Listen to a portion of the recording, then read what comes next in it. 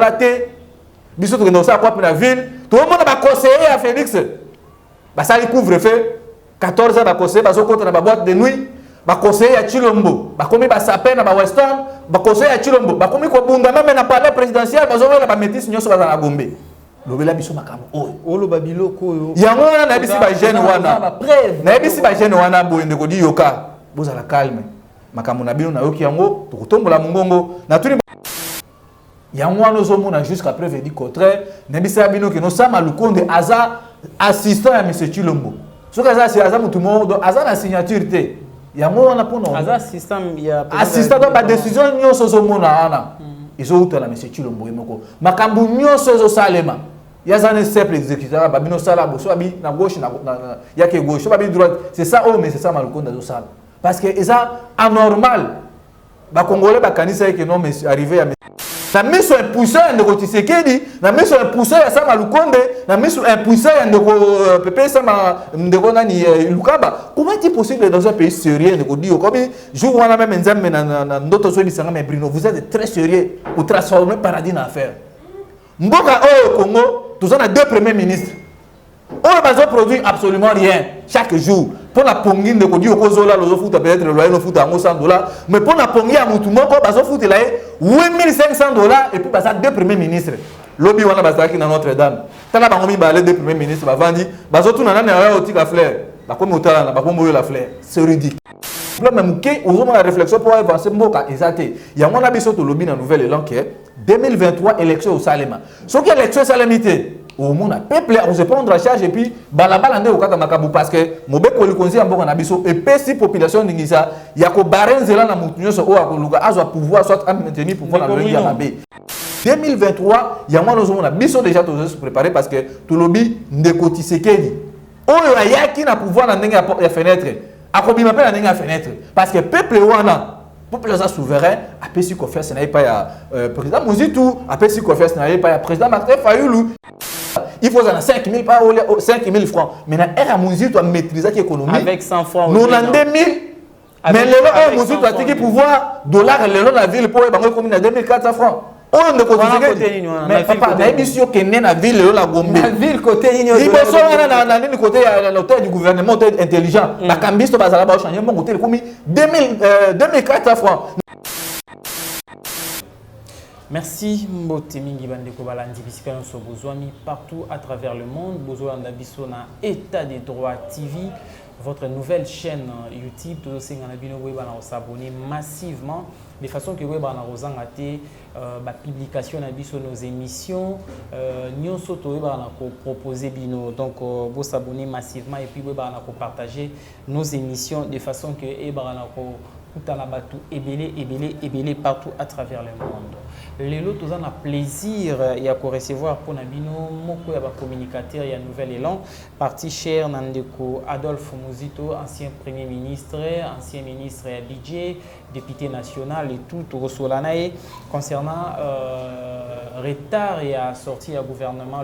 Samalou Konde après union sacrée mais qui bloque qui parce que l'autre fois Bandeko ya cash Bandeko loba eza FCCD bazo bloqué bango eza Kabila eza INC mais cette fois-ci nanya za ko bloqué de façon que le gouvernement est bana obimaté et puis towe ba sous no solanae par rapport à tout ce qui se passe dans l'Assemblée provinciale de Kinshasa hier élection baïba qui na koleka sous na vote et à pétition qui contre leur président Godem Poi Kadima mais chose grave chose étonnante Godem Poi sur 36 députés votants 33 députés vont voter contre la pétition. À Tikali, na perchoir et à l'Assemblée provinciale de Kinshasa, déjà, les gens disent que Mbongo Tambolaki n'a jamais demandé qu'on paye à chaque député provincial $1,500. Est-ce c'est vrai? Tomeka Osola Masoloana et Tokoïba na Rochité na Masolo à la Mouka du fait que Nouvel Élan, c'est l'un des partis qui fait partie, permettez-moi la tautologie, et à la Mouka, Tokoïba Osolola. Concernant la remise et reprise, est-ce que la mouka en remise et reprise en ça la marquera parce que batika na bango mi balé pangi plus pangi égal pangi la salara j'ai un ping pong est-ce que cette fois-ci et ça la ou pas ndé masoto sur la pona mukolo ya lelo j'ai le réel plaisir de vous présenter monsieur Bruno Mimbenga oyazalon des communicateurs et à nouvel élan ndeko Adolphe Muzito mbote mingi ndeko Bruno Mbote mingi ndeko Dioka et puis mbote na balandinyo sur État de droit TV et puis za mongo ya bémission we bopesa biso occasion oleka tout moment na osenga na bato nyonso balandaka Bruno Mimbenga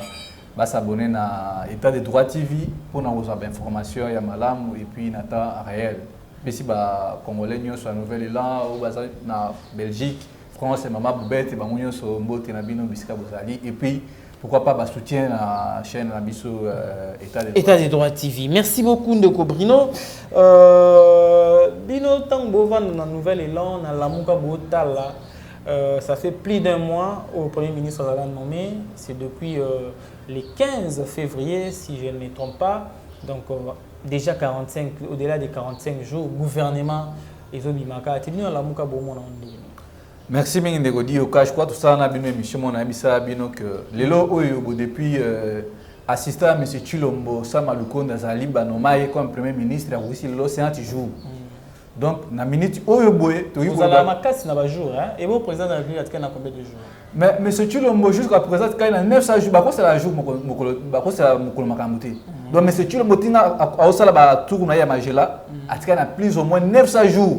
Parce que chaque jour, nous avons notifié les Congolais, les gens de Bruno, le l'homme est Chilombo, il y a combien de jours? L'homme ceux qui ont mis l'homme à 899 jours. Donc, à partir de l'homme est Chilombo, 900 jours, au lieu de Congolais, le l'homme a tout le monde a joué, Moutou Kapon, Kenaba Congo, et pas à Bandegonabiso Bakimbangi. Mais ça m'a bêté accueilli quoi. Concernant Makambouya, Ndeko Samalukonde, au moment où Ndeko Samalukonde, en âme et conscience, a Ebigaza, le premier ministre. Il y a un nous jusqu'à preuve du contraire. Nebisa Bino que nous sommes à Lukonde, Aza assistant à M. Chilombo. Ce que c'est Aza Moutumo, donc Aza la signature. Il y a un moment pour nous. Aza assistant, il y a. Assistant dans la décision, nous sommes à ils ont eu M. Chilombo. Makambu nous sommes au Salema. Il y a un simple exécuteur, Babino Salabo, soit à gauche, il y a que gauche, soit à droite. C'est ça, oh, mais c'est ça, Malukonde au Sal. Parce que c'est anormal. Les Congolais bakanisa que non mais arrivé à M. Samalukonde makambo ko tambola lolenge sengeli misala bako se mettre au travail pour na profiter ba Congolais mais lelo oyo bobo comprendre que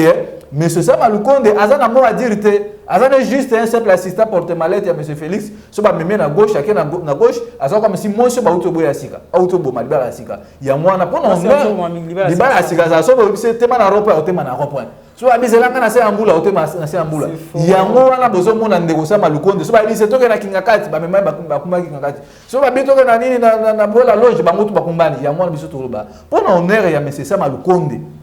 à se retirer pour nous subir au propre terme. Nous sommes on ndeko Dioka. À se retirer dans nini? À se retirer, démissionner. Comment ça? Aux hommes que non, Bandi Moussa a démissionné. Mais papa, makambo ndeko wana zo kuta na ngweza na niveau na été.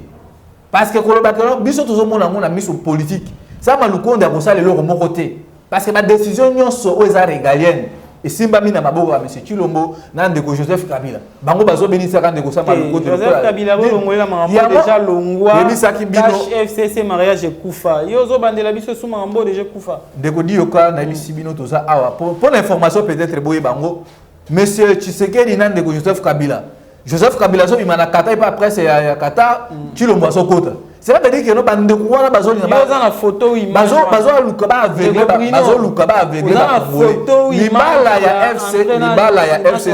libala ya FCC na cash ndeko Dioka ekufite libala na ezali ti le preuve na que non so libala ne kufara te gouvernement bato ba se mettre au travail parce que le lo oyo boto kanisa no monsieur Chilombo aloba que non ngana ndeko Joseph Kabila libala ekufi mais libala ekufi ça veut dire que ozana mosi na mobali bovani na kati ndako bino ngala mosi na ngali libala ekufi mais ozui ba leki ya mosi na yo ozui ba beau frère na yo oche ba na ndako wana est-ce que libala wana ekufi libala ekufi te ya mozo mona biso na Nouvelle Élan to baki que non eza juste deuxième grossesse wana ekobote loko malonga te preuve ça que non jusqu'à preuve du contraire bazo rond-point monsieur Chilombo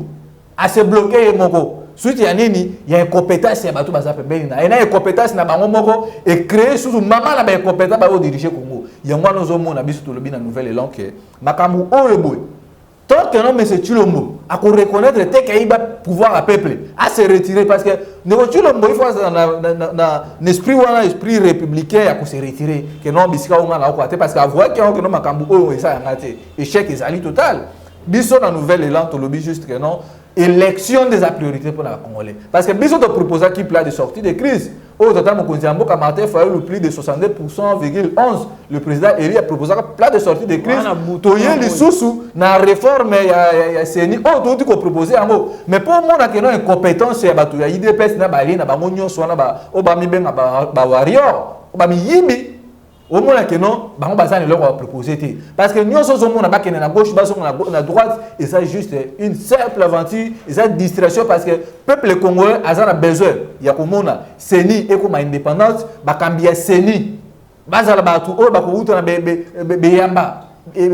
tout le monde est catholique et oui confession religieuse oui confession religieuse et ça que pasteur là na matonge ala muki na banda aocha makelele non et ça pas pasteur oyo boye à part kozala ko bengama musala nzambe mais ça na notion azana bétique atangi classe nae nde o monde bino mutu bo nommer bango to bino mbo reconnaître que non tel pasteur a une éthique et puis a la notion tel pasteur parce que ba confession na bango nde mutu bazo tia bango wana que biso représentant légal na biso intel représentant légal intel bino na la muka boza na droite ya banda webisa bato que non na confession X to lingi mutu Y bozo pouvoir wana mais ndeko di okabiso to lobi te que non to kozo batu to pesa mo d'ordre pas ba confession religieuse mais to lobi ko il faut tala ba confession religieuse na miso boy parce que là ba pasteur monsieur batamboli ki sasa mo bimba wa balango masanga na bandal akola mukana matete bana na bango olieba ki pema mo ecclesia ba salateur ba pas ba musicien ko ba ba musicien yango zo monde la ba pasteur wa to lingi bango te parce que ba pasteur o église catholique ba pasteur o ba musulman ba protestant ba église kimbangiste na ba église o de réveil tant to l'église de réveil to ba catégorie ba pasteur o ba benga ma pour otombola mboka ba ça na besoin que le peuple o zo souffrir à part na biso église eza nini c'est ça rôle la église mais tant on mona pasteur à une église côté azalaki moko ya batu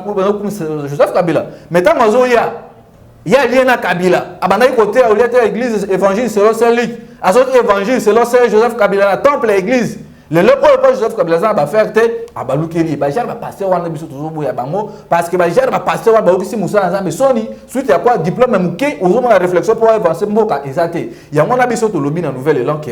2023 élection au Salema ce qui élection salamité au monde peuple on se prendre en charge et puis balabala nde okata makabu parce que mobeko likonzi ya mboka na biso et pesi population ndingisa ya ko barenzela na mutu nyoso o akoluka azwa pouvoir soit maintenir pouvoir na lengi ya mabe yango wana mona ki biso to zalaki na grande manifestation zelo continuer na kato maloba mukie bino bona thermomètre était pour que bo tester population ezala quinoise to ensemble ya nation boyeba que non ba lobby boy to ba lobby boy ou bino bona monopole ya population non. Tant que 2023 population lobby que non arbima population on a bino bosala sondage wapi ba statistique on a besoin wapi ndeko di yoka au moni na Congo na ère actuelle eza na les seuls partis sérieux eza ka mibali IDPS parti à président Adolphe Mouzitou nouvelle est là non parti à président élu soyons sérieux Martin Fayulu le ciné il y a moi au monde qui que vous avez qui na matinée politique le 3 avril. Pour vous dire que nous avons une nouvelle, les partis, malais, partis, ils ont battu au moment qui démonstration de force, mobilisation, Gombezala qui tombait ballon, Gombezala juste pour la bonne vie, Gombezala pour la étranger, mais au moment qui commande, Gombezala qui tombait samedi. Maman bauti maluku bauti de part et d'autre ba représentant mais il y a diaspora parce que on a juste pour la matinée politique aux nzembi yasika parce que peuple déjà l'envie pouvoir à monsieur Chilombo peuple déjà à 100 de considérer à ça sur la confiance n'a été mais ne ko di ko ta mozo ba ko biso to na termo mais on a qui thermomètre peuple yemo ko na se à moi à se mobiliser ti Gombe zali pendant mon bataille papa biso nouvelle là paluna ba IDPS ndeba biso nouvelle là to sombaka batuté batu ba ebi que non Mouzitou a mutu conviction batu ba ebi que non à part Mouzitou na mpango ebele à part cause la mutu conviction Mouzitou aza mutu oyo ba pese les sous visionnaire ya République démocratique du Congo makambu Mouzitou alobaka na makambu oyo Mouzitou a proposé yango dezo kusama makambu oyo nyonso zo mona to baluka oyo makaba bakarisation makambu ya ba budget dollar ne mata Mouzitou avait déjà prédit ça yango zo mona biso na nouvelle là tant zo ba que non nouvelle là baza ba représentant non ne ko dioka nouvelle là za ba représentant à l'Assemblée nationale. Et puis en 2023, au Congo, on a édition nouvelle élan, soit micro qui est l'Assemblée nationale. Au Congo, on a représenté il y a nouvelle élan l'Assemblée nationale. Il y a moi on a édition Binoboy. 2023, il y a moi nous on a biso déjà tous se préparer parce que tout lobby ndekoti sekedi. Oyo ya qui na pouvoir na ndenge ya fenêtre. Akobi m'appelle na ndenge ya fenêtre parce que peuple wana peuple est souverain, après si confiance n'a pas ya président Mozitu, après si confiance n'a pas ya président Martin Fayulu, il y a un moment qui démonstration de force tout là qui ça qui tombe ba to misu bazo pio bazo na makamute, au moment qui gombeza qui tomber et puis bande qu'on a biso pe a décidé na côté na bango pe ba ça là qui une grande mobilisation, eux ça là qui réussite totale pour na biso. Donc dans les prochains jours de ko di yoka to ko za la peine manifestation mosu na imika o to benga bino pour voir que non nouvelle langue toza parti mais na zabi sabino toza ba implantation pour mona ki ba parti même ba kana no biso parti présidentiel Pierre Kababeta ki na Sainte-Thérèse alors biso ko stade de martyr oh ba bengisa ki mwana mboka wera sone pona kwa ko compagnie ba biso nouvelle là to tiaka mi tukate mais peuple ye moko abi que non côté ya malamu isa yango pona ndeko sama lukonde lelo oyo ndeko di yoka ozomona que non peuple congolais et comme na misère moko donc l'équipe même dépassement budgétaire en moko na biso peuple a komi ko lia ba pousser la mise ou na mbata ko ne pas na biso na bumba faute Muzito azaki premier ministre abongisa mboka te économie atika na se asombaka mapangu na yango to komi lelo place toza mboka côté tema na libulu il faut Félix Amata malé papa di yoka omoni biso nouvelle l'entend boloka Muzito asomba mapangu Muzito asomba ba mituka Muzito asala ba hôtel makamunyo so boloka boloba wana o batu balobaka et ça va débat mon côté ndeko gérage koko mulumba oyo auti ko ki ça sonne même lobi to ko thématique nango awa atamola ke sasa mobimba awa na Eliezer Muzitu mapangwa mais vous croyez que non Muzitu mapangwa ce qui réellement Muzitu aiba kimbongo na kesi ya l'état de Godi au kana régime o criminel à Joseph Kabila Muzitu on est dans la makala le régime à Kabila mais pour vous voir que non même tu sais qu'il y a un pouvoir on a le lingue à fenêtre à Fongoli IGF na na justice na eux a des poids des mesures mais nous attendons que le président a dit que non il y a que justifier par avoir ne ko di oyebi à l'époque procureur de la République John Numbi soki dans sa bonne mémoire procureur à l'époque inspecteur général de la police aïe a tel dossier à Muzitu alors Muzitu n'a pas de problème Muzitu c'est un type honnête premier ministre aïe ko présenter ba voir naïe.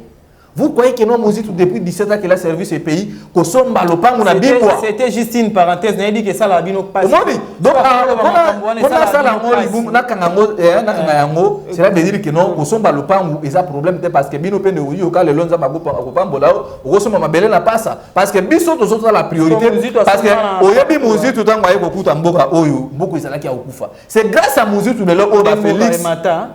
Muzitu a ramené budget ezalaki na 850 millions a ramené à 3,5 milliards les paniers c'est la ménagère budget c'est bien bon mais les paniers qui tournent à maman changement kuna na kati za mais tout ça na ba maman na biso ba maman bobeti ba saba kendaki wenzilo na tongo tomate lisa na tomate ezalaki na époque ya Muzitu ça 80 francs mais le lot tomate c'est comme luxe tomate c'est comme 700 francs na Kinshasa madame Nabino to solaki na tongo na téléphone ozo bisa papa bino so bobi makamo otembo ke kufa Madé sur cela qui n'a mis 800, Madé sur le lot pour lui à l'élan de Godi au Kinshasa. Il faut 5 000 par 5 000 francs. Maintenant, à Muzitu doit maîtriser l'économie. Avec 100 francs. Nous en 2000. Mais le lot Muzitu doit tirer pouvoir dollar le lot la ville pour y comme 2400 francs. On ne continue pas. Mais papa, na émission qui est na ville la Gombe. La ville côté igno. Il faut na côté l'hôtel du gouvernement intelligent. La cambisto bazala ba changer mon côté comme 2400 francs. Na mis sur un pousseur de Kotisekedi, na mis sur un pousseur ya Sama Lukonde, na mis sur un pousseur de Pepe Sama ndeko nani Lukaba. Comment est-il possible dans un pays sérieux de dire comme jour wana même nzambe na ndoto zo bisanga mais Bruno, vous êtes très sérieux pour transformer paradis en affaire. Mboka au Congo, nous avons 2 premiers ministres. On n'a pas produit absolument rien chaque jour. Pour la pongine de Kodi Okozola, le foot peut-être le loyer, le foot à $100. Mais pour la pongine à Moutoumoko, le foot est là, $8,500 et puis ça 2 premiers ministres. Lobby wana bazaki na Notre-Dame. Tala bangomi ba les 2 premiers ministres bavandi, bazotu na na otika fleur. Ba comme otala na ba comme la fleur. C'est ridicule. Oh mboka ya olengeni que non, bozana misère peuple na bino zo souffrir. Ce qui est là, la mikonga awa boy, peuple les autres la mikobos. ndeko Chilombo azolia ba miku ya soso ndeko Chilombo azolia ba champagne azomela ba champagne plutôt azolia ba nini ba biscuit Alex et puis na ba shawarma azotambola ka kisasa mobimba na mituka Alex ndeko Bruno na ba ndeko ba coopéra ba diaspora ba ina Kinshasa yoka mukie même aux États-Unis ma classe ezala toujours peuple nyonso population nyonso bazala na même classe tezala ba ba likolo ba na katikati ainsi de suite yo lingi ndeko ovanda lobi na mpasa a vivre ndemo na président de la République c'est ça papa le président de la République a quitté na niveau na président de la République a osala ndé effort de façon que ba ndeko ba na se makasi bango pe ba mata po bazwa pe moi niveau na vie mais yo oyate na comparaison ya président de la République et alors lolo ba lelo ndé Trump azaki aux États-Unis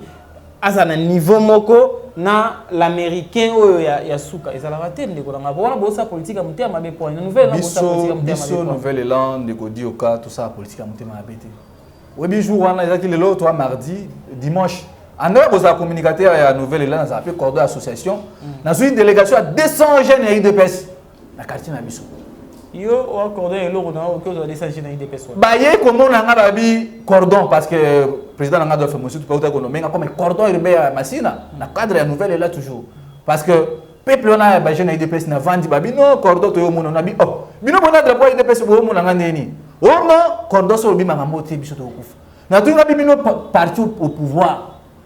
souci na bino zani biso to au pouvoir te oh non président de toza awa to so souffrir to za na misala te biso to ndosa kwa na ville to mona ba conseiller à Félix ba ça couvre-feu 14 ans bakosé bazokota na ba boîte de nuit bakosé ya Chilombo bakomi ba sapé na ba Western bakosé ya Chilombo bakomi ko bunda même na palais présidentiel bazovela ba métis nyonso bazana gombe lobela biso makambo oyo ba biloko oyo yango wana na bisi ba jeune wana na bisi ba jeune wana boyende ko di yoka bozala calme makambo na bino na yoki yango tokotombola mongongo na tuni ba ese bozala ba carte de membre na parti na bino alobi ti lelo o depuis papa Etienne Tshisekedi da kufa carte de membre bimarate depuis nego Shaban alia $100,000 ya mbonga ba carte ya parti ya pouvoir o mélanger makambo yango wana na yango na rassurer ba jeune na bisi bango tellement boye ko mona ngai cordon nouvelle là cadre Massina boye ko mona molobeli na bino vous êtes tombé dans les bonnes mains et puis boye na kati na classe oyo parce que Monzi tout c'est un type de conviction Monzi tout c'est un visionnaire Monzi tout représente vraiment l'humanité à Congo parce que le développement et aussi na Monzi tout na ba fol baza ene yango wana moni biso to lobaki mboka oyo boye pe ebonga to ça na réforme to sokola makambo oyo nyonso ya salité to zo nouvelle classe ya bakambi ya seni parce que bango tango bakoya ezaki non de ko dio ko kena maponami bosali nande ko x so gandi ba proclamer aussi ça parce que bande ko Félix oyo boye ba domi mboka poussière ambisi ndeko dioka na wenza bayaka jour wana kendaki na bandali kotala mutu moko yo tambola partout na ba wi mais papa na kendaki mama tina ki mwenza ba mama ki mwenza ba bengi ngai ba mama pupula ba lobitala biso awa boy poussière ambisi 1000 francs donc mutu po ya Thomson et comme Lix ndeko Joseph Kabila tiaki kilo à Thomson na 1800 à l'époque na Adolphe Monzitu mais oui le prix ya femme panier de ménagère aux Zoloba et comme 7200 na zo biso makambo avec ba chiffre ndeko di yoka avec exactitude parce que ngana tambola ka téléphone ngana neza kana tout moment ba ndeko ba benga pona za information na temps réel yango to somi tout na bandeko o sama lukonde na pepe Lukamba alors on a la pression nyonso ba tiaki papa na biso Lukamba a démissionné mais jusqu'à preuve du côté le oyo ba totaliser 50 jours mokoka bazo produire le comme côté à part ba dépassement budgétaire on ndeko Chilombo déjà consommé 29,2 millions dans le niveau ya monsieur Chilombo tala incompétence ya IDPS même bango bande ko IDPS ba komi ko sutuka na bisi bango bo sutuki na te parce que pesa biso promesse que to li aliza na dongo biso to bisaki bango ata bo pakoli dongo nzoto mobimba bo sieta parce que 2023 tant biso to zo ya ko assemblée provinciale ko benga na vraiment mukebai aussi ba mukebai ba pasteur wa bandal wana pasteur Godepoy l'homme a 12 diplômes ya doctorat 15 plutôt na tamboli na ba université d'investigation na ba internet na mituni me ndeko Godepo oyo abana odanga ni 4 ans na université Belgique 4 ans kotanga na Sorbonne 4 ans tangi na Inikin 2 ans tangi na IEC siko nazo mituna ndeko dio ka mutu 15 diplômes ya doctorat babo ko ça veut pour être Kinshasa te par exemple aux yango na économie na gestion économie que vous ça théologie au bandela sous na G1 ta bandion maman na deuxième licence voire même bandion maman na doctorat donc yango wana moni ba diplôme ne comme yango sko to zo mituna ndeko dioka est-ce que réellement ndeko Godepoy na mitu na toujours wana bino il faut kabelata pasteur mukuna moko pour na okaki babia oluka alinga kambaseni ngabe diplôme moko ya doctorat apesa pasteur mukuna. Mais mon 15 diplômes à doctorat. On a besoin de diplôme. Besoin. Oui, peut-être à cause on a pas besoin. Déjà ah parce que ça m'a pour ça la soué matsa il suppose à ça na cacophonie te makambalo ba peut-être na maîtrise na ngote. Ya mona biso to lobi que non batu ba ko bomamboka oyo eza ba jatini ngobila eza ba mukebai ba pasteur godé pour yango biso to lobi 2023 tant to ça mpona malamu. Tant au peuple congolais déjà abino 2023 na Covid. Biso to ko l'assemblée provinciale. Oyo coronavirus ils ont pensé que l'élection est en 2023. L'élection tokoki nango bon voyons voir hein parce que 2023 ils ont moins passif tozaki na problème ebele na mboka na mokili mobimba donc 2023 tozela na toyebi na te passons directement à deuxième point na biso quoi déjà au entamaki yango likambo ya le président pasteur Godin Poi lobby pétition ezalaki traité dans l'assemblée provinciale 25 signataires ya pétition mais chose étonnante baki na élection bazalaki 36 na assemblée 33 va voter contre la pétition Godin Poyatika seulement 3 bazalaki pour Akende et les députés à IDPS les 12 au lieu de siéger bango balobité ba se retirer parce que ils se sont dit Chibalabala ou à président donc le premier vice-président à IDPS il ne fallait pas à présider en haut du fait que Bakoitaki le jour même hier Bakoitaki 4 autres pétitions pour les restes et membres à bureau, c'est-à-dire premier vice-président, rapporteur adjoint, n'a des questions. Et Bimaki Godin Poi Abimine à Longi. Donc, tokolo ba que ba député bazon ici conscience na place ba monique Godin Poi azakine fautif tayi ba quitter, azana problème ke ndenge bon ba besa ba grief ebele contre hier. Ndeko di yoka omoni makambo oyo za soni pour la République démocratique du Congo parce que ba congolais ba se rabaisser na niveau moko ya C et puis parce que perdre même valeur éthique na bango donc baza ils sont accrédités on a vu ça que non nous nouvelle élan nous sommes le seul parti où tous on a crédit envers le peuple biso redevable envers la population non redevable envers l'individu la classe politique na biso même na nouvelle là nous aura libre ba penser na biso parce que Adolphe Muzut aza mutu ya bwanya alukaka yo ka place mabeza libo sotoni il faut sokola yango no moni makambu ya assemblée provinciale oyo parce que 2023 nous bâti makambu élection je vous rassure. Et puis dans zone sabino de wodi okaboka makambo na sabino lelo na tia même loboko na j'ai soki élection c'est amité obenga nga oya tout ça émission na bino ndeko Joseph Kabila bénéficiaire qui na 2 ans mais Félix Tshisekedi par compétence na bango na ba allié na bango ba ko mériter le remonter parce que peuple est déjà à l'embi obi lelo on ndeko Tshisekedi a sali plus de 843 promesses 0 investisseur plus de 178 voyages surtout ni bilan Tshisekedi donc biso ba so de moutons mais tandis que ba so de moutons déjà ça là qui on n'a pas matériel mais bilan so de moutons Koboma FCC ça aussi bilan papa na ebisi bino que makambo ya FCC ibala FCC cash il s'agit jusqu'à preuve du contraire donc na makambo ya assemblée provinciale parce que ndeko oyo Godin Poi akoma obi ville province ya Kinshasa muto contrôler en d'abord premièrement ils a Godin Poi parce que c'est lui qui est le président sur le plan politique il y a qu'on contrôler Gentini Ngobila donc makambo nyo sotali qui ça ils a maboko ya ndeko Godin Poi pasteur mais surtout là tu as molimo côté basali ya Nzambe mais ndeko wana nazomi tuna andimi akoma malete ya Gentini Ngobila soka binisi loketo abi toke na gauche paquet pour na nini tala niveau bandeko na biso oyo bato mayele pour na kanyaka ba pasteur Godin Poi ba pasteur Godin Poi ba perdre valeur na bango yango na mitu na ngabi même ba classe ba Godin Poi o ngai personnellement na comment na hésitation parce que professeur na ngapesa ngeko nazana ba doute nango parce que mutu ya 15 diplômes oyo soki na jusqu'au un diplôme 2 3 4 15 mais à se laisser manipuler par un licencié pour na mbongo à se laisser manipuler pour un libanais Abedachou ozo nyoko la ba congolais Abedachou aza partenaire na église pourquoi tout ça pasteur Godin Poi pourquoi tout ça président assemblée provinciale akoko mati na niveau oyo ya bassesse ya niveau oyo un docteur dans plusieurs domaines économie droit tout ça théologie mais à combien de niveau pourquoi parce que moralité ezate likula le koso ya mbongo bandeko oyo ba perdre bo moto na bango balobi ndeko nani Godin Poi incompétence bien il faut compétence na mutu bien il faut avoir diplôme belé mais compétence sur le plan de gestion à province yango banda ko décrier yango et puis non seulement ça bazaki na ba bras de fer de kuna biso alingwala o Mike Mukebai wa se rebella ba bras de fer na bango on les bata la survie ba kinois on les bata la bon na Kinshasa ni ne zo simbaté to bongisa boy mais ba de oyo ba sali pétition ba comme en assemblée provinciale surprise on a trop comprendre sur 33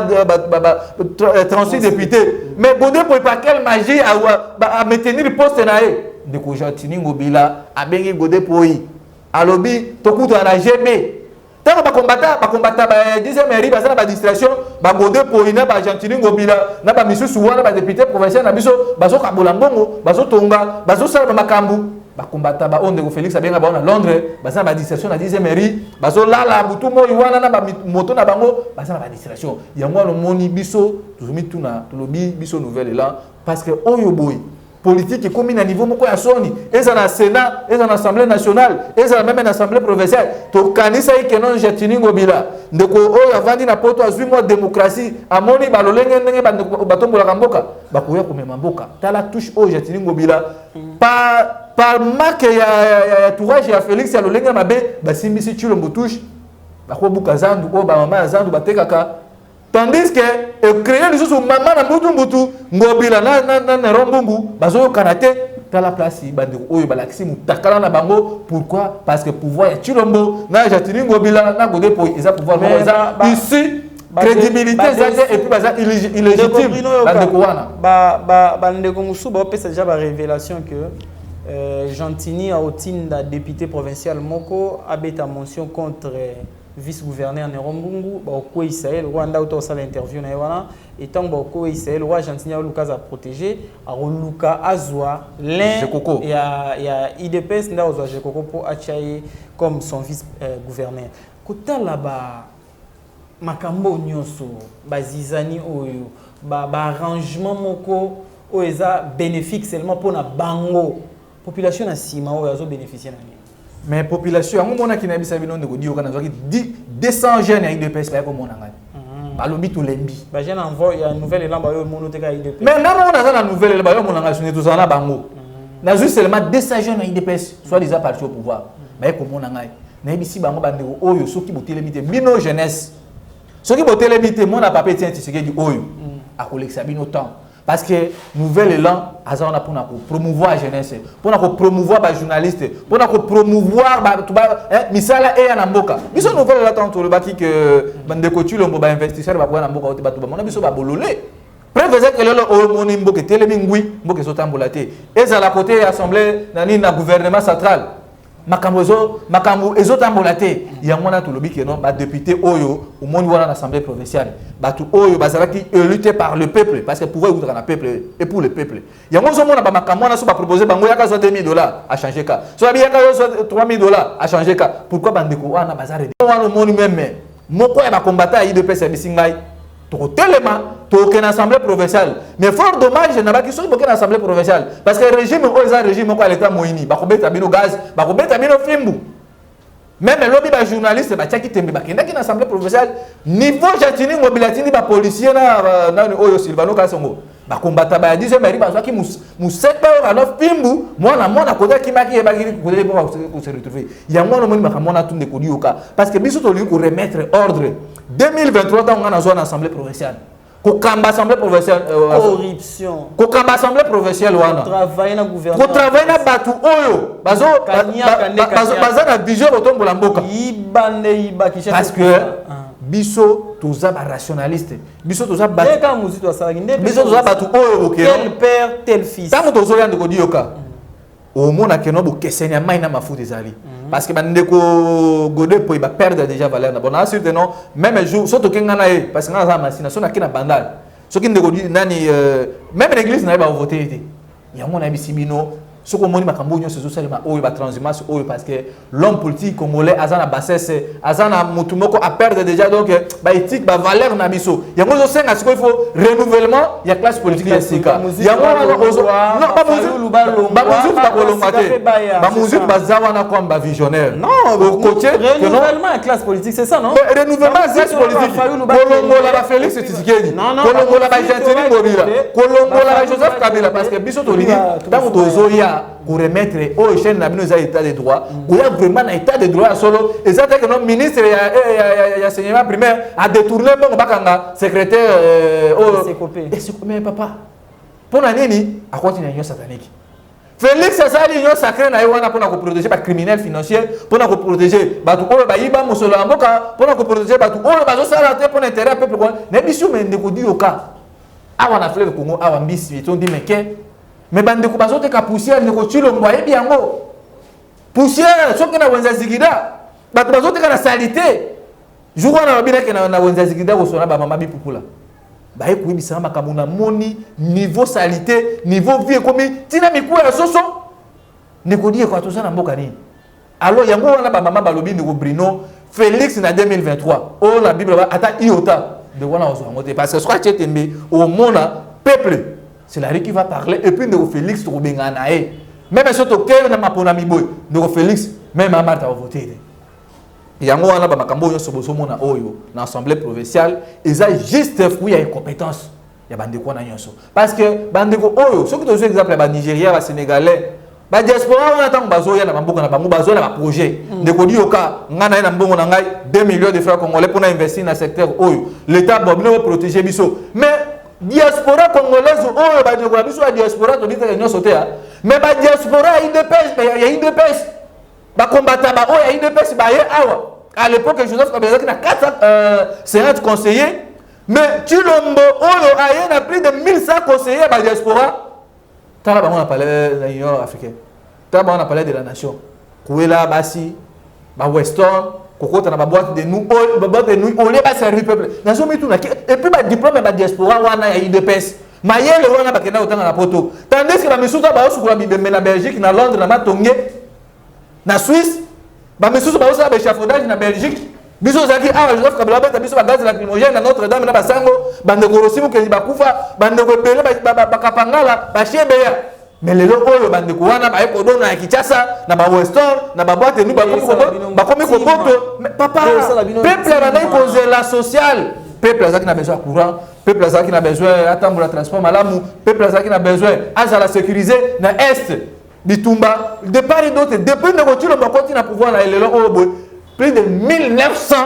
Congolais massacrés, tués, violés, na ayé poussé à négocier ce qu'il dit. Pendant que le ministre congolais va couper Iboni. Mozitu. Pendant qu'Azaki premier ministre. Mozitu, na époque à Mozitu. Oui, bien Mozitu Azaki na 3 missions. Il a posé une question claire, répondre en aussi. Pendant Mozitu. Aucun Congolais parce que Mozitu a sécurisé. Aucun Congolais couper na. À part malade peut-être Ebola, malaria même. Aucun Congolais qui non rebelle, moi au Ouganda,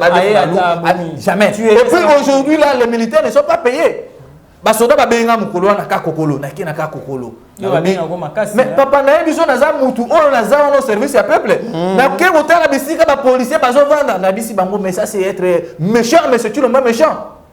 policier congolais azo touché 165 000 francs congolais de dioka ce que dans une na salle de répartition makambu oyo na moni ndeko chilombo ay botela bango régime des eaux ya foko mai na 165 000 francs wana a foutu na ka 40 000 francs Nakawana asofoute la courant 15 000 francs. Nakawana donc nyoso yandeko soda asosomba sokoto sokoboti na bango 20 000.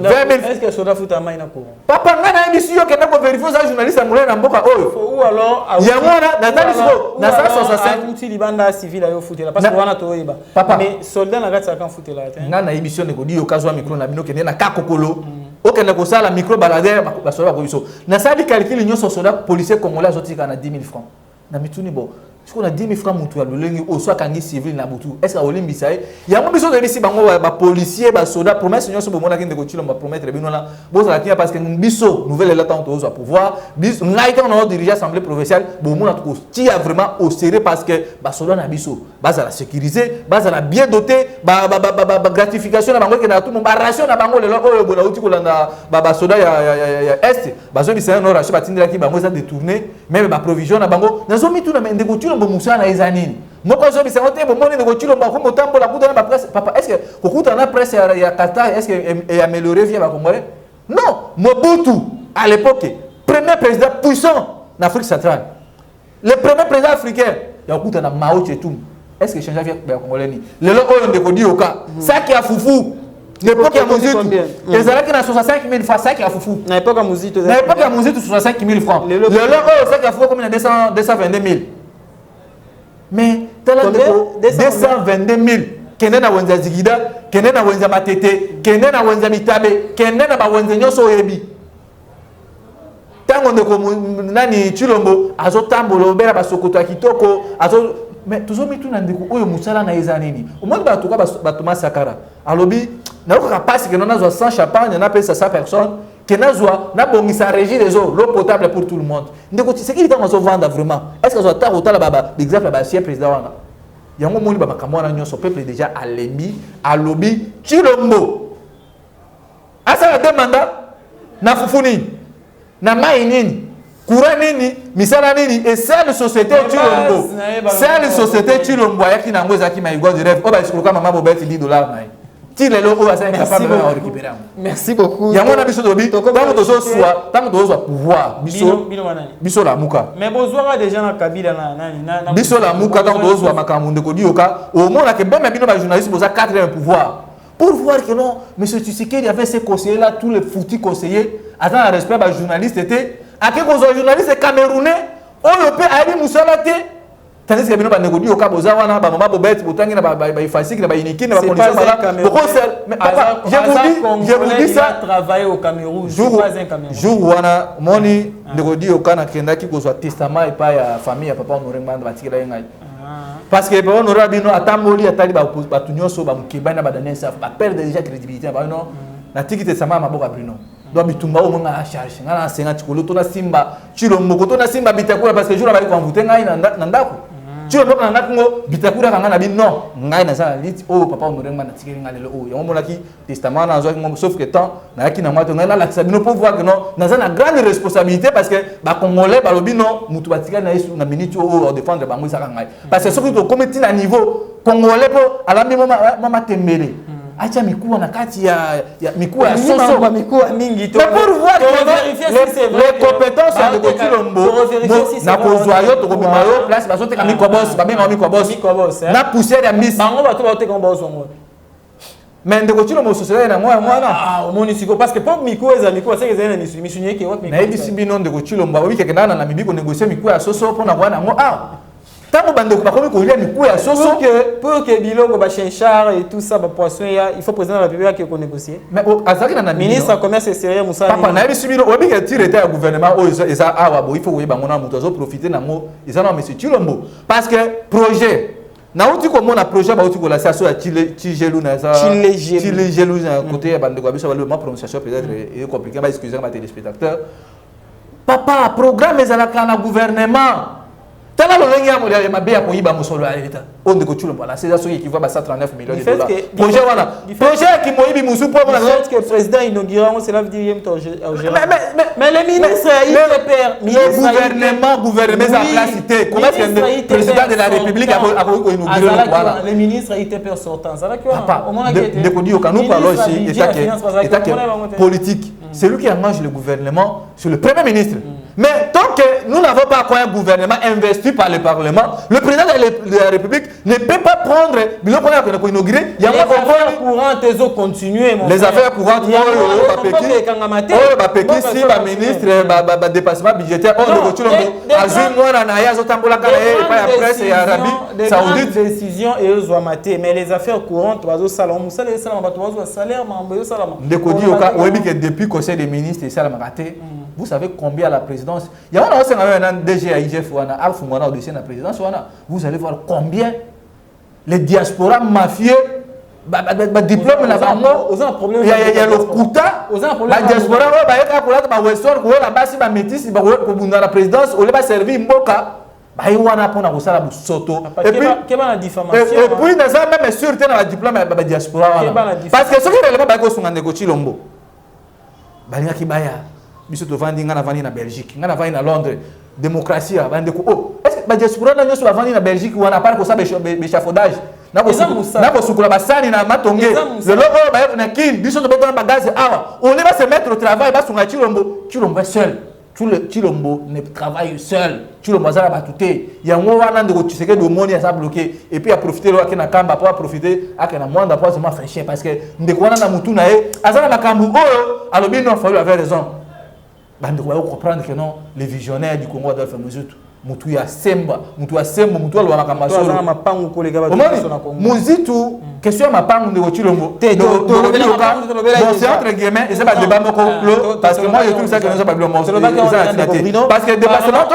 de la remise et reprise, il y a pouvoir à niveau, il y a présidium, il y a la Mouka, tu dis que tu fais un abonné balai, pangi,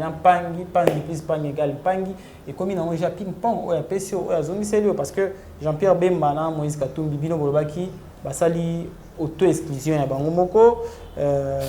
tu évites, si le pouvoir réseau qui est pas nan. Batika na bango ma remise et reprise et vendre na ba pesi muninga moko ba na bango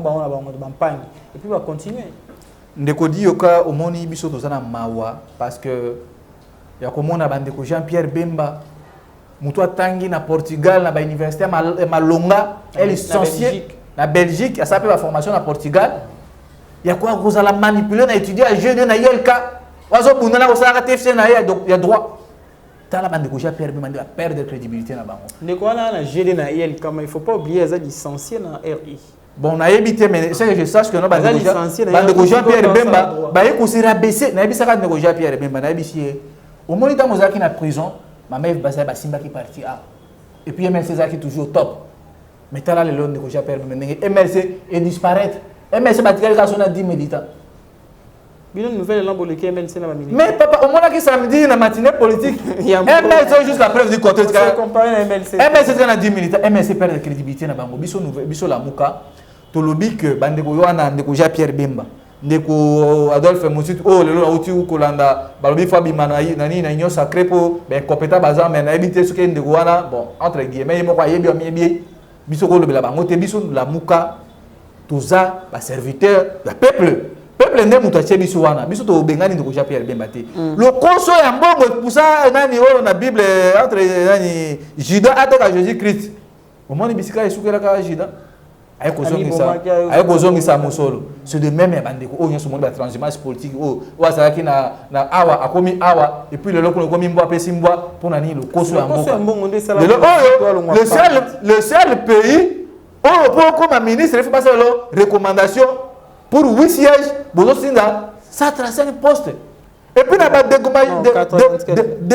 135 de kodi oka 135 postes. Regardez-moi le parti au pouvoir. Mais c'est ça aussi la démocratie. Alors, c'est l'ambition à s'exprimer. Pour désorienter les sous-peuples congolais que non, ceux qui gouvernent, ils ont mimaté parce que maman a représenté le gouvernement, c'est faux. Le problème est que les Congolais, nous voulons des hommes compétents au Cabo.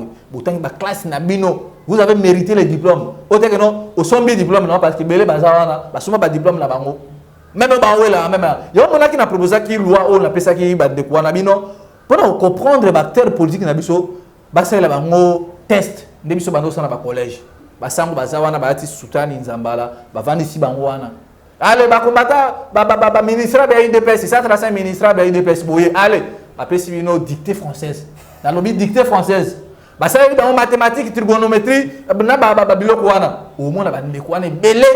si ça trace un poste ce qui va bien aussi peut être moko alors comment on a c'est ce que même test on a ba une nouvelle élan mais nasir mania mais papa dit yoka nouvelle élan ngamoko d'ailleurs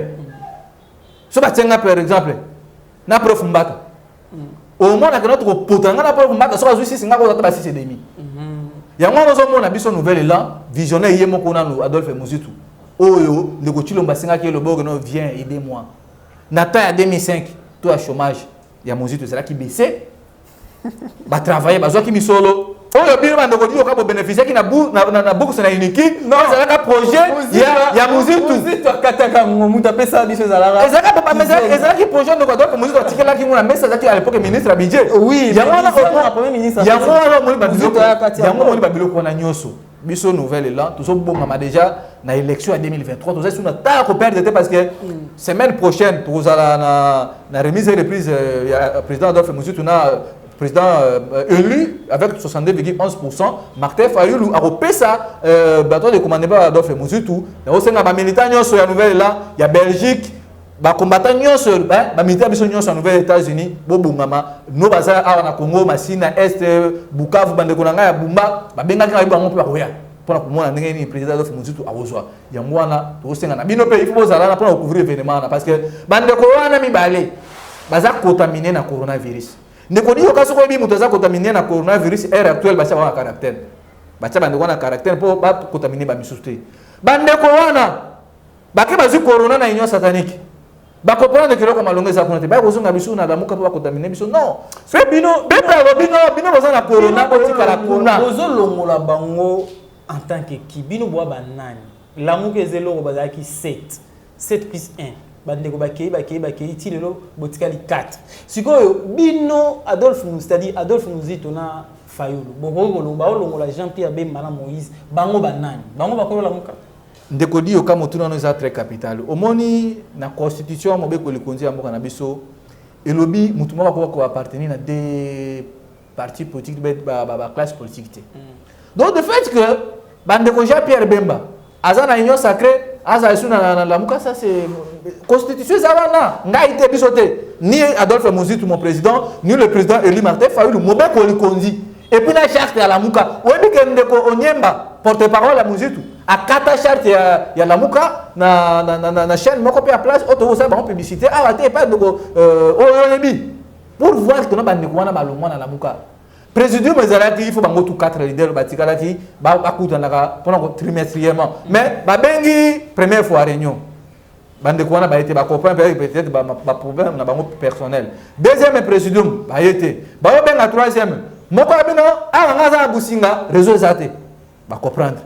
même semaine ba bengi bango ba mona ndeko na businga a okota na union satanique pas ndeko Tshisekedi na palais de la nation union sacrée union boy yo mutolobi yango ola musuba bengi babi ndeko tozana président na place ngaza boy na poeto na banana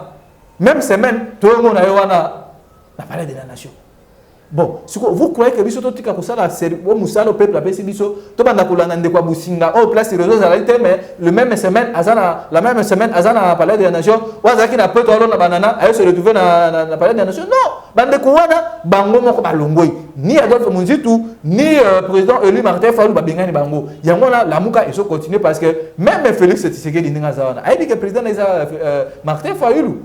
biso la muka il veut fonctionner parce que l'état il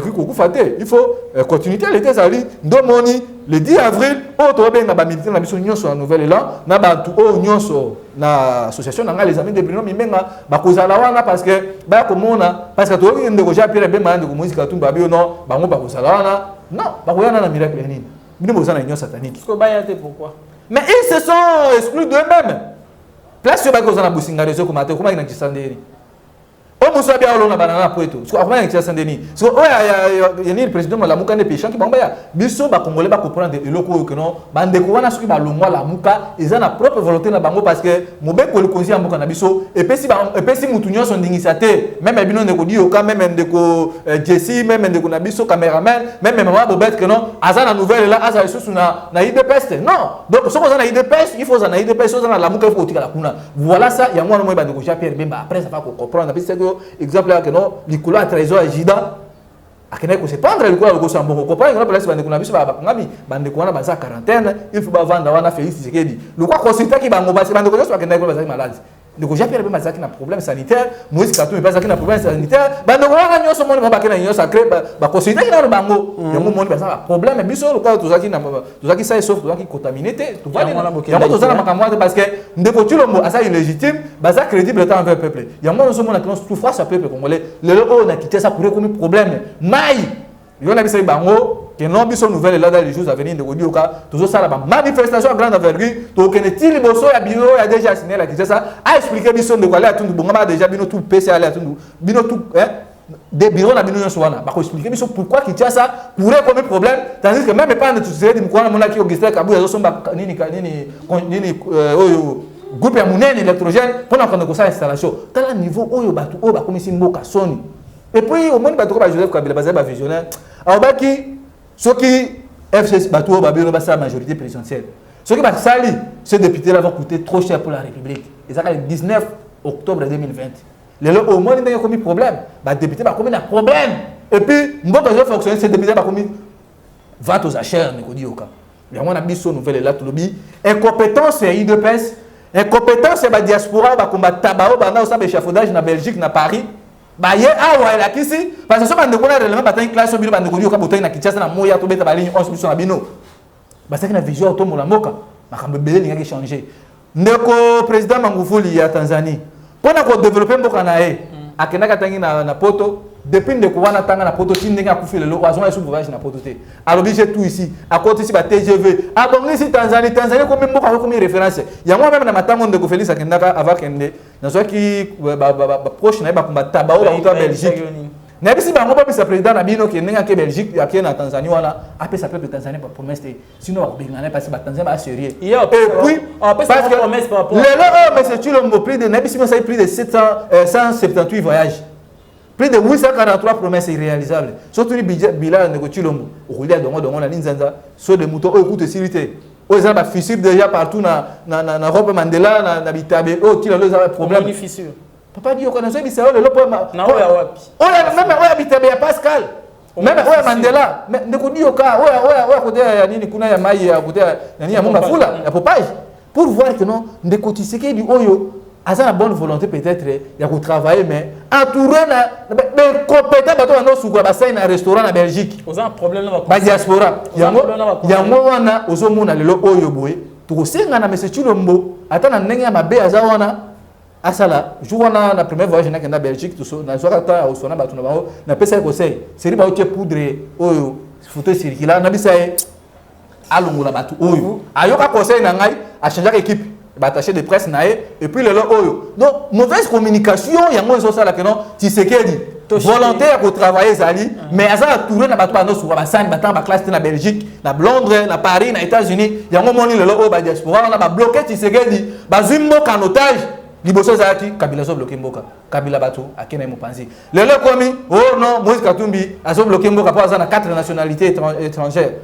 ah papa mais non comprendre ba côté tout ça, oh non, caméra sont bloquées, caméra sont à la prison. Bon, batouana nyonso, bana ko sala ko monter ba échafaudage na Belgique, na ba Marseille na Lyon. Bango batika ba komo konza palais présidentiel. Depuis de ko caméra ko ta prison de ko dire, yebisa ngelo ko ni bande ko basala. To chitende ko Bruno. À part bande ko ba wela ka basi. To ko pratiquement na suka qui va la diffamation tant aux baba ouais basi ba sengo ba image ba sengo ba photo so ezate ezala pasi to comme na suka poto chitende de Bruno un dernier mot la bande konyo sur l'andibiso partout à travers le monde et puis au ça ba contact na bande ko contacter comme merci mingi ndeko di oka na lobby ba congolais merci vraiment la manifestation pour la qui vraiment samedi. Je crois que vous avez vraiment très mobilisé pour la question vraiment que non les seuls partis oyobo démonstration de force c'est vraiment ils ont un nouvel élan et puis nous féliciter bino bana nyonso ya masina les amis de Bruno benga oboyaki ezana gombe na balibana kutu bayaki na manifestation ana ils ont vraiment réussi pour na biso yango puis on profiter pour la même occasion de présenter ba condoléances na biso et pas ya première maman na biso maman Chantal Munzitu a perdre peine de gonae vraiment maman toza de cœur na bino to kozala wana toujours na cadre ya pour réconforter bino pour perdre des causa vraiment un problème pour la bande ko nyonso bazana Belgique bazana poto bande ko bozo tanga classe ya solo pour na servir mboka parce que 2023 aux ambitions batonga yelo ko bande ko di oka ba mama bobet bande ko Jessie na bande ko na biso baza sima caméra pour na ko travailler pour na ko pesa valeur na musalo bino bosala parce que bande ko boka na ba poto il faut tanga ba classe et ça ba combattant o ya IDPS so bazaki na poto bande o sa ba montage ya ba échafaudage non na zo chité parce que bande ko misusu ba diaspora pe ba boza na kanda ba na so attaquer bon na so attaquer minoté parce qu'il y a des bons diaspora o ba kenda ko travailler ko zoma nzebi ko ba ko servir mboka parce que ce que nous avons attaqué parce que la diaspora au bazar on a parlé de la nation plus de 1100 incompétence na bango les faire mboka lo ba bloquer mboka parce qu'il faut bande ko na comprendre ba on a poto ba non ils a bango parce que autant ba classe avec bazali donc bon ça touché vraiment ils a minoté ils ont des combattants bando ça échafaudage ne toujours attaquer bango pour ba bloquer mboka ndeko Jatini Ngobila na ba Mukebai na ba ndeko Godepoi vraiment c'est ridicule pour na bino ba 15 diplômes au Boulaxi vraiment incompétence na bino pour non air na mosala nzambe on va démissionner na bino ya moi en 2023 biso to juste sa formalité parce que ndeko Chilombo pe ça va muka pouvoir et puis peuple ça souverain pour na bato ba lingi pour biso to ko dans l'assemblée provinciale tant on a dans l'assemblée provinciale comme président bon mon andeni to komba opération kini bo peto ndeko mobila komisi kini bo soto to bongisa ko tia ba lotiliki bato ba ko so misala fikini o bisika to zali au moins bando quoi Australie Japon pour na quoi kozongisa image ya kalobo ba kana le 2 juillet biso tembe na fois o bino bande ko dio ka boyi à l'époque oh le lot Tshisekedi à part ba promesse apesa ki irréalisable bino ba suka na ko lo ba mwana ba diaspora po to botenir ngari guerre te bino moko boyi bindembo ke komi lot stationné pepe lukamba na sama lukonde ba bloquer mboka na Félix Tshisekedi pour incompétence na bango alors to senga bino vraiment ba encouragement na bino ba message na bino ya encouragement vous avez vraiment le bienvenu pour na souka na kuko ba numéro souka eza plus 243 81 73 11 700D plus 243 81 73 11 700D même au travers de Kodioka ceux qui besoin a besoin peut-être tous on a pas tous là il faut s'abonner na ba chaîne pour message que na maman Ravel na niveau France il faut s'abonner pour distribuer l'état des droits TV pour bande ko ba vraiment informer en temps réel. Voilà,